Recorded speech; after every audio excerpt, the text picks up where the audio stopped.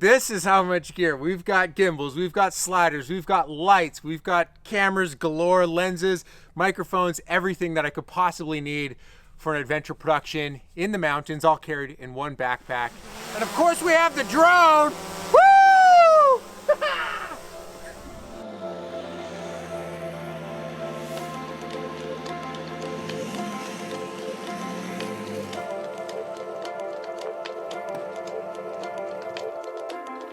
I don't think I'll ever forget that first day of proper shooting. I'd managed to borrow a bunch of gear from a studio I was working with, and I don't think I was mentally or physically prepared for how much work it was going to take to get all that gear to the top of the mountain.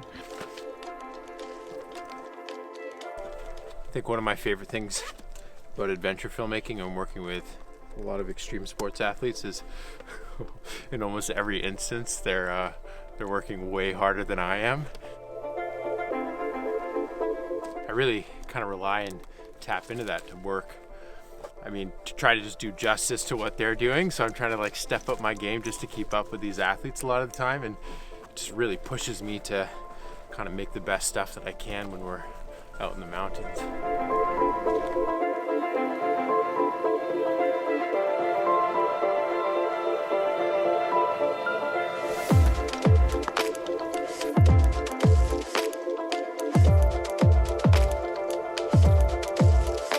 Solo shooting on dock stuff can definitely be an interesting challenge because you're constantly trying to prioritize like what's worth actually setting up for better shots and when do you just go for the story.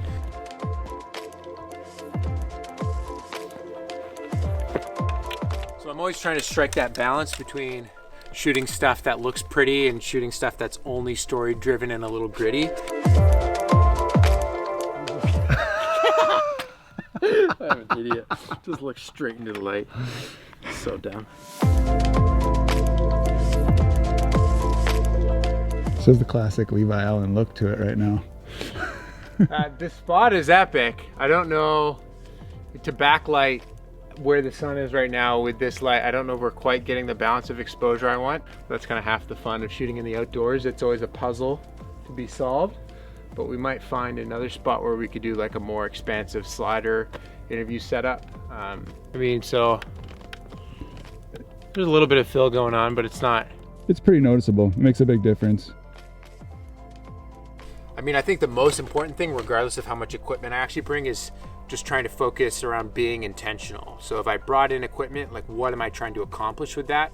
So I think when equipment is working best with outdoor productions, you're actually using it to help the viewer focus in more on what's actually happening. And the moment that it stops doing that, that's when it's just kind of wasteful and you should have just left it at home. So in this video, I want to continue to take you behind the scenes, trying to unpack my mindset and showing you how I pack gear and take things along on some of the adventure projects I've been able to shoot in the past couple of months. And particularly through this, I want to be highlighting a new series of bags from a company called Shimoda. And so this is going to actually be a massive video. So if it's a little overwhelming, I've got timestamps down below to help guide you through, because I'm going to show you how I pack for massive mountain projects, how I pack for airport travel, and also talk through the pros and also the cons of the new backpack system from Shimoda.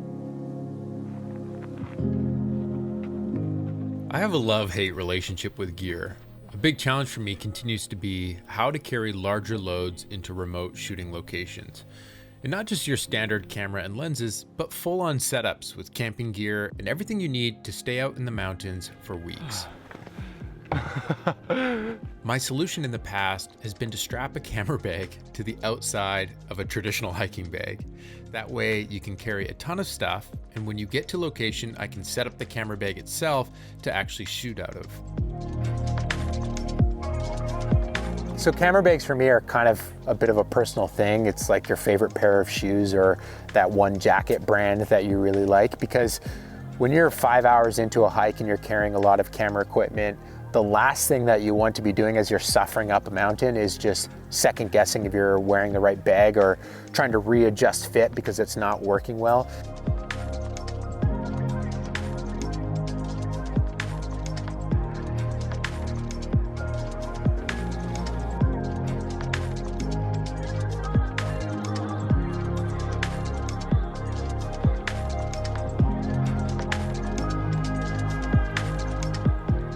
I first discovered Shimoda when the designer behind the bags, Ian Miller, reached out about testing the original Explore series of bags.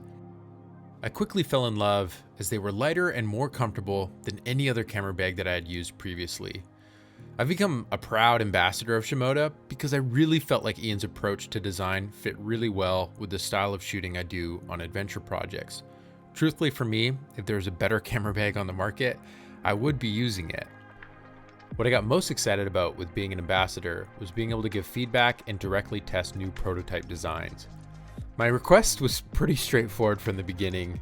Ian, I want a bigger bag.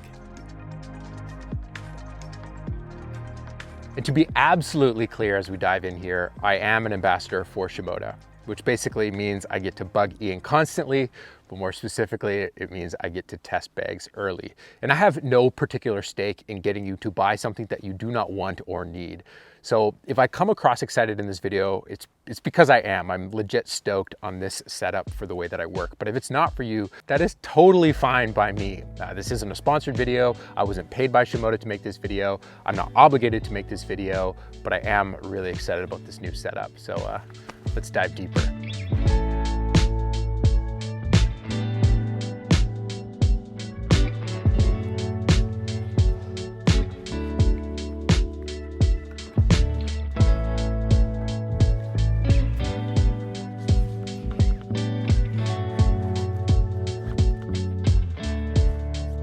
So across the past couple of years, I've actually been prototype testing and giving feedback on what would now become this bag and ultimately the Action X series of bags now from Shimoda. And these kind of just step a bar up as far as how much abuse you can throw at them. And they're incorporating some really cool features that make their adaptability just really awesome for adventure shooting.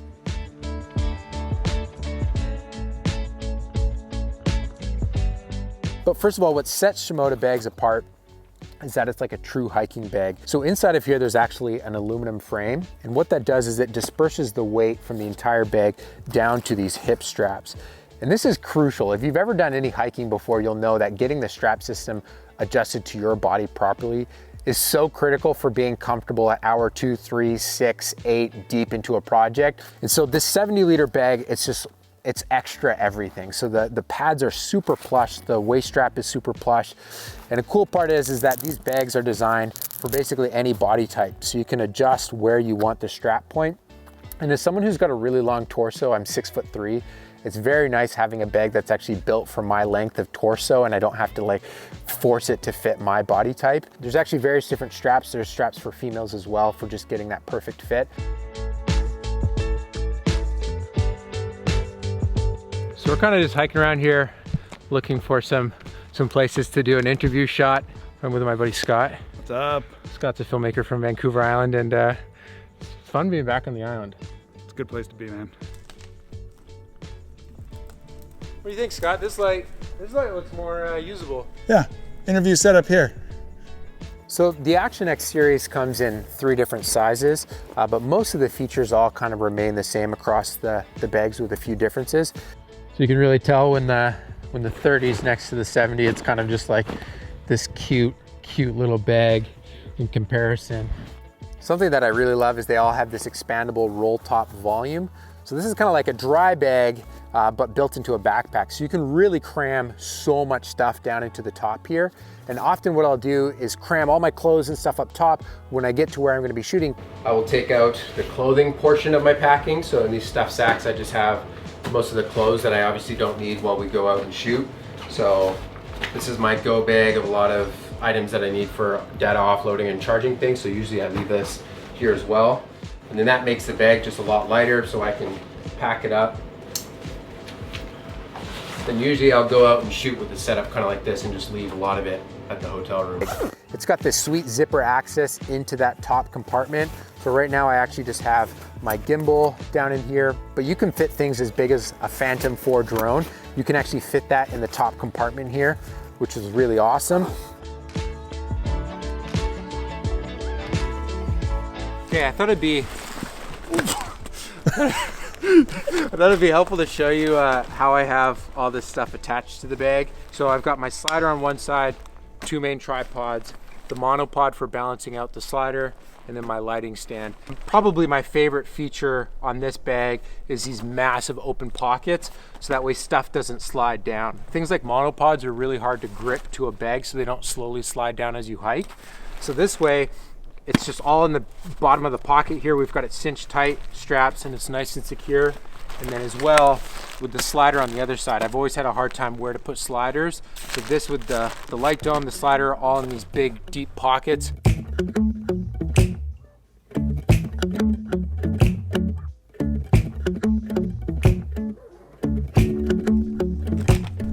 Coming here to the back panel, because we've got the light, we've got the motors for the slider so it can move back and forth.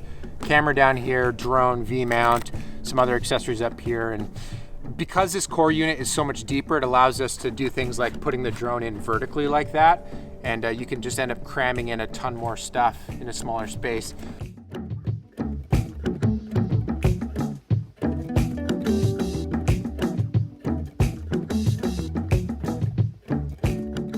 Wow, dude, this looks tasty. Yeah. Then I'm getting the nice flare out. Wow. Oh, yeah.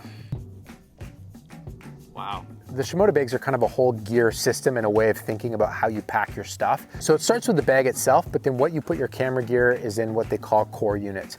And so these are basically just padded camera blocks that you can put inside the backpack. At first, this can be a little overwhelming figuring out what size you need, but you come to really appreciate being able to make the bag adapt to different scenarios. Because sometimes you want a little more camera gear and less clothes. Sometimes you want more clothes, less camera gear. So being able to actually reconfigure the padded area of your bag has been really helpful.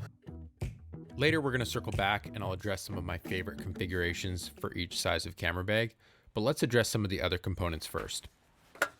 First up is stuff sacks. This is where I put all my clothes into these mesh little tiny bags, and this is just really helpful for staying organized. So usually socks and underwear go in one, then all the other generic clothing items go in the other large one. I leave one empty so that way when clothes get dirty throughout the trip, they've got a place to go.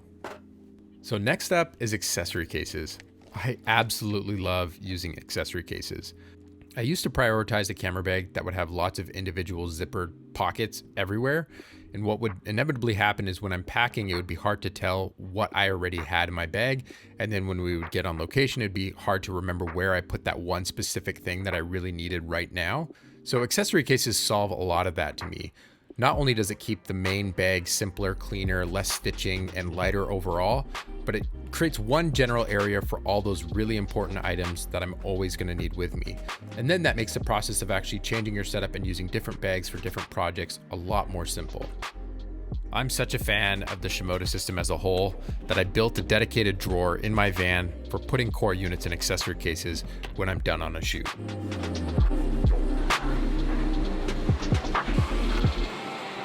I just came back from shooting a project in Thailand with my friend Jevin Dovey. We were working on a special film that will be live soon on his channel, but this was a great trip to see how well the Action X bag stood up to some fast-paced city action, while also some long days of trekking in the jungle.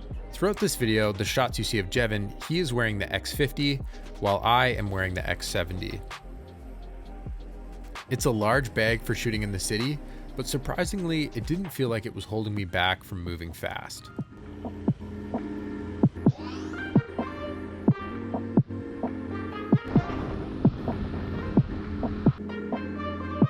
It doesn't suck. Sorry, here's some codes.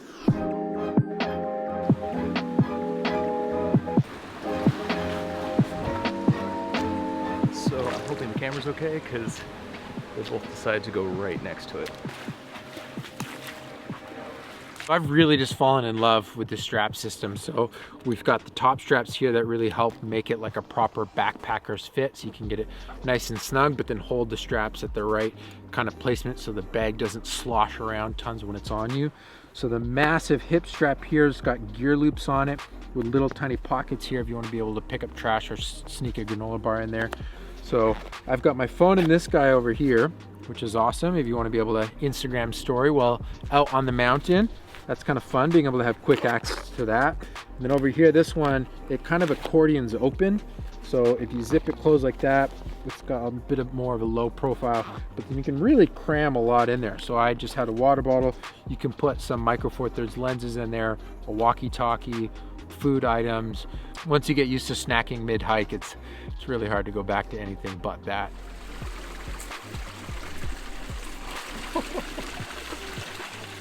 Next up, let's address the weatherproofing and durability.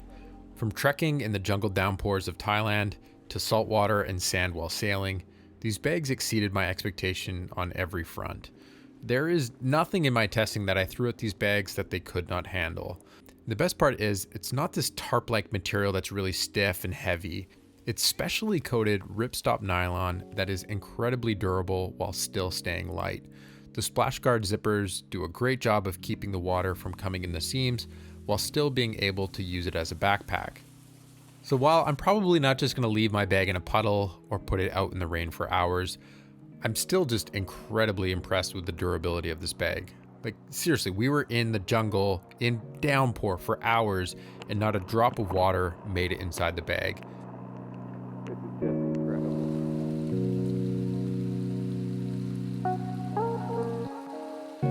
Across the 3 different sizes, there's actually 3 different ways I would configure them and my recommendations for which core units to get. So I'm going to walk through each of that. I've got the Explore 60 standing in for the X50 because they're actually fairly similar in size. The X50 and the X30 actually have a similar depth, so how thick they are. So the core units that go in the X70 are different than the ones that go in these 2 sizes. So let's address the X70 first. So there's 2 core units specifically made for the X70 that do not fit in the X50 or X30, and that is the large and extra large DV core units, one just being slightly taller than the other. And these are special because of how deep they are. So you can fit in larger cinema camera setups with top handles and monitors, but then you can also top load lenses like a 70-200 vertically, which is really cool. On my trip to Thailand, I used the large core unit because I wanted to prioritize having a little bit more room for clothes and other items. As you can probably tell from this video, the X70 is a personal favorite of mine, but who is it actually for? So people that just have large video cameras, you're gonna love these DV core units. They have tons of room. It's awesome to actually be able to top load cameras without having to remove all the accessories and have it fit straight in the bag. It allows you to move a lot quicker. But it's also for people like myself often who want to travel with multiple mirrorless cameras and still have room for camping gear, maybe lights, and just whatever extra accessories and stuff you might need to maybe do a multi-day backpacking trip, maybe spend weeks in a different country. Or if you've ever just felt limited by the size of your bag before, you're really going to like the X70.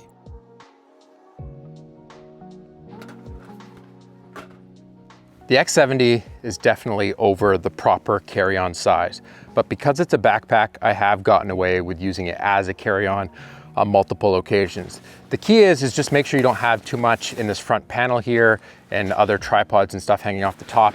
And obviously you don't want the top area here crammed right full because then it's gonna look like you're carrying a really large bag. But let's say you do have a diligent flight attendant who notices the bag is very big and they ask you to check it. Obviously, you don't want to check your camera gear. That's a big issue. So the cool part is, and this is where the core unit system really shines, you can take out the core unit and put it in the skin, let them check the bag itself, but the core unit alone definitely works as a carry-on. So let's address this small core unit. This is actually one that's already available on the market and Shimoda has been selling for a while. And I actually recommend that you get this for whatever size bag you get. Because of the size of this, it actually works really fantastic as a side bag to shoot out of while you're on location. It's also just so happens to be the perfect size to fit in a single camera kit with an extra lens or a full Mavic drone with batteries, controller, and all of that. So I almost always have a small core unit that lives inside of the skin that it comes in. And then I have the strap on it, and I don't care if it looks like I have a purse or not, because it is so helpful being able to quickly access things. And this is great because this is an incredibly lightweight setup, so you don't need to take a whole additional side bag to do this in. And oftentimes I actually take this core unit, put it in the top roll section of the bags. And this is great because then when you unroll the top, you've got a top loading section right here. So if you just set your backpack on the ground, you can quickly just open it up with the side zip or the roll top and get straight to lenses and stuff like that.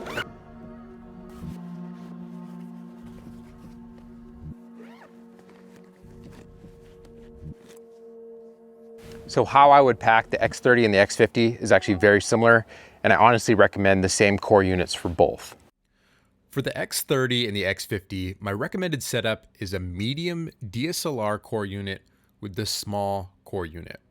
This allows for great flexibility on where you put your stuff sacks and accessory cases. I often will do a medium in the back with an accessory case, and then close and the small core unit on the top, just like I showed you earlier. You can also combine the medium and the small in the back of the camera area if you want just lots of gear access from the back. If you want even more space in the X50, you could also opt to get an additional small core unit. There is an option for the X50 to get a large DSLR core unit. This would fill in the entire back area. It's essentially the same height of a medium and a small stacked together. I often just opt for a medium with a small, so that way I have control over the configuration. But if you think you'll always have the back of your X50 full of camera gear, you could easily just go with the large DSLR core unit and then maybe an additional small, so you can do the side bag shooting like I showed you earlier. So with the X30, I do recommend the medium and the small core unit. Technically, the inside area of the X30 isn't really built to optimize using both the medium and the small at the same time, but I can get away with it. It just limits slight access to whatever core unit is at the topmost section of the back panel. So usually I'll just take that small core unit and put it in the top for quick access. Something special in the X30 and 50 that you can't do in the 70 is that you can side access your camera gear through a zippered opening in the bag. I don't actually tend to use this much, so I don't even have any B-roll of me doing it, but it's still a really great option because you can sling your bag next down to you, open it up, get a lens out, and keep going. The X30 really is an incredible bag, so it's kind of my go-to recommendation if you want to wear it while doing some sort of sport like mountain biking or skiing. So lately I've been using it for my go-to bag for shooting YouTube videos because you can still fit in a gimbal and things like that and strap stuff to the outside, but then you can keep it nice, light, and small. On some of the 2-3 day trips I've done recently, I've actually only packed out of the X30. The whole setup really becomes supercharged for travel when you use it alongside the roller bag, so I'll unpack that in a moment. But essentially, the X30 is just the perfect bag for someone who doesn't like larger camera backpacks and wants to be able to move fast. The X30 is awesome. I want to go over my go-to airport travel setup because the whole system works together in a really slick way. So the carry-on bag from Shimoda is amazing. The doctor style opening just blew my mind the first time that I used it, and I have fallen completely in love with traveling with this setup. Being able to top load down into it, being able to take the camera gear from my backpack and then put it into the roller bag, it's just really great because then you're not carrying around all the heavy camera gear through the airport, and it helps you keep light and fast as you go. So what I'll often do is take all my important stuff, put it in the carry-on bag, and then just break down my backpack so that way I can get away using it as a personal item on an airplane. Then when I get to whatever location I'm going to, you can then take the camera gear out of your roller bag, put it back into the backpack, and you're good to go for fast shooting around the city or whatever adventure you're on. The design of the carry-on is pretty minimal overall, and it does come in a new black colorway. The main compartment can zipper open so that way it expands in volume. It's got two simple long pockets on the side, but the most important thing is that when your camera gear is inside, it is really protected. In the carry-on version, you can put in core units up to the size of the large DSLR core unit, which would fill the entire inside. And again, I keep using the medium and small ones so I can reconfigure how I load it. There is an extra bigger version of this bag that can carry the core units from the X70. So if you don't want to use it for air travel, but you want a nice roller bag for larger cinema setups, it's really worth looking into that one as well. I can't stress just how much I enjoy shooting and traveling out of this system. It's where all the parts of the Shimoda ecosystem really start to make a lot of sense, where you can adapt and change whatever setup you're using for whatever trip you're on, so you're never forced into using a bag in a way you don't really want to. So this video is more of an overview case study style video where I'm showcasing how I use it and what I like about the different features, and less of a review head-to-head comparison with other products on the market in a similar category. But I still want to talk about some of the negatives and things I don't like. So it's most prominent on the 70, but the fabric that divides this top area and the bottom core unit area, this stuff right here, it's kind of just a lot. And so it's helpful because it means that if you have a smaller core unit or less in the bottom, you can pack more in the top. But it honestly ends up pushing down besides the core unit for me sometimes, and I misplace little batteries down there. it's still better than not having the fabric there at all, because if the fabric wasn't there, then stuff would really go missing. Another area of concern for me was actually at the very beginning when I first was using the Explore series. So I'm just gonna address it because some of you might be thinking it, but the way that the straps attach here, so that way you can adjust the height, I originally thought that this was gonna be really fragile because, I mean, we got Velcro going on here and zippers, and I just was not so sure that this was gonna hold up. But this bag, I've abused this for years, and there isn't any unnecessary abrasion or wear on this system. And what Ian explained to me is that these straps here at the top actually end up holding most of the weight to the strap, because I thought this was gonna be a really high, basically abuse area, but it turns out that this area holds up just fine, and the benefits of being able to adjust it are a really big win. Something that does happen though, as you move shoulder straps around, the little zip open compartment here that allows you to access the Velcro to change the size, sometimes that does start to slide open, and that's just a little annoying to me. And one thing to consider is how you pack your gear inside. You really don't want certain objects poking out, because then it'll push through this back panel in an uncomfortable area. But honestly, I just love accessing the camera gear from the back here, because when you set it down into the dirt or snow, and then you pick it back up, the snow stays on this side and not on the section that goes to your back. Because let's say if we got camera gear from this side and we laid it down into the dirt, then you go to pick it up, all that dirt is just gonna get right on your back. So this back panel access is really awesome. So some people had concerns about the waist strap being attached to the back panel itself. And the reason for that is so that way it can be removable, because it's one piece, so it can just slide all the way out if you want to remove it. But another reason is it helps hold the bag. It basically creates a more conformed fit to your waist and a better kind of pivot point for the strap, so that way the bag isn't as rigid on your body. And people were asking, is the zipper going to be able to hold up to having all that weight through? But this zipper here is just an absolute beast. So I don't see any scenario where having the waist strap attached to the back panel here would cause damage to that zipper. That was a question that someone asked. But one thing that you want to keep in mind for any of the size bags, when you have gear attached to the outside, let's say skis, tripods like I did earlier, and these straps are really cinched down, there's straps on the side here, what that does is it starts to pull the material from around the bag. And what can happen then is when you go to open the bag, the core unit on the inside, because now we've unzipped this panel, it can kind of pull the fabric of the bag away from the core unit. So oftentimes a little corner might pop out like that. And that's just kind of part of having a core unit system. To me, I'm not bothered by it, but it does happen, and it's something to kind of be aware of. So I always make sure to not cinch down all my gear to the outside till I'm done packing the inside. And that just makes the process of getting stuff really cinched down and secure a little more straightforward. So again, I'm using the Explore 60 as a stand-in for the X50. And the X50 is actually my go-to recommendation for most people across the board. If you have filmmaking equipment and you want to be able to take clothes and extra stuff, the X50 I think is a perfect all-around bag for most people. You can still pack it down moderately small if you don't have a lot of stuff to take with you, but then you can really just load it up with the roll top and strapping stuff to the outside if you have a bigger project. And the best part is that it still fits perfectly for a carry-on for various airplanes. So unless you're putting in cinema cameras or you really feel like you need that multi-day, week-long backpacking project size bag, I honestly think the X50 is going to be perfect for most people. So as you can probably tell, I'm pretty excited about these bags, and more so just what they enable me to do and how they allow me to carry my gear. If there was a better bag solution on the market, I would honestly be using it. I would just go out and buy it. For me, this isn't about getting free stuff. It's about being involved in the process of trying to make the best solution for what it is that I'm trying to do as an adventure filmmaker. And so bags are really personal. So I truthfully don't know what you want out of a camera bag. If you have some questions down below about this system, I'd love to try answer them if I could. But that's a question that I do get often, is how does this compare to other stuff on the market? And honestly, it's just what have you missed in what you've tried to use for shooting before? So for me, some of the stuff I looked at that I was missing was just a bag that was more comfortable, a bag that was more adaptable, and a bag that could carry more stuff. So that's kind of my thoughts. Like, use and test a lot of stuff, see what works for you. If you're just shooting in the city or just shooting in the studio, maybe you'd end up at a different solution, but the Kickstarter is going right now only for a handful more days. So if you want to grab in on the Kickstarter special pricing, I would get on that. But honestly, if you're skeptical, just find one that you can try, because I think there's nothing like actually getting that bag on your shoulders and experiencing what it's like to actually shoot out of it. And until next time, remember, it's better when you make stuff. Peace.